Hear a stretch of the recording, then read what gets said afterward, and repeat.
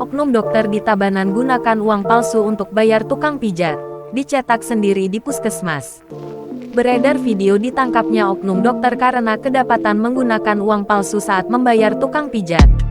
Melansir Tribun Bali, oknum dokter sebuah puskesmas di Tabanan diringkus anggota Satreskrim Polres Tabanan karena memproduksi uang palsu. Putu Bagus Gali Pramana, 38 tahun, warga desa Dajan Peken Kecamatan Kabupaten Tabanan ini pun ditetapkan sebagai tersangka. Kejadian bermula saat seorang saksi berinisial SN warga Jalan Wagimin Tabanan mengaku dibayar menggunakan uang palsu saat memijat tersangka. Kasat Reskrim Polres Tabanan, AKP Aji Sekaryoga mengatakan, tersangka melakukan aksinya pada tanggal 22 Juli tahun 2022 lalu.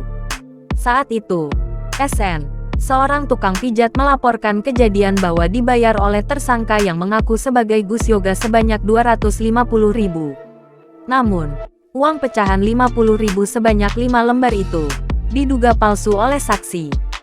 Saksi kemudian melaporkan kejadian itu ke pihaknya. Aji Sekaryoga mengatakan bahwa tersangka mencetak uang palsu itu di tempat kerjanya di salah satu puskesmas di Tabanan. Ia melakukan aksinya menggunakan alat seadanya dengan kertas HVS biasa. Awalnya, tersangka melakukan scanning uang asli menggunakan alat scan dan juga printer untuk mencetak. Kemudian setelah scan dan terupload di PC atau komputer, langsung dicetak menggunakan mesin printer yang sudah tersedia di kantornya itu. Sebanyak 5 buah uang palsu tercetak dan langsung digunakan tersangka untuk membayar tukang pijat. Kepada awak media, tersangka mengaku bahwa itu hanya iseng saja dan tidak kepikiran akan berdampak buruk hingga berujung penjara.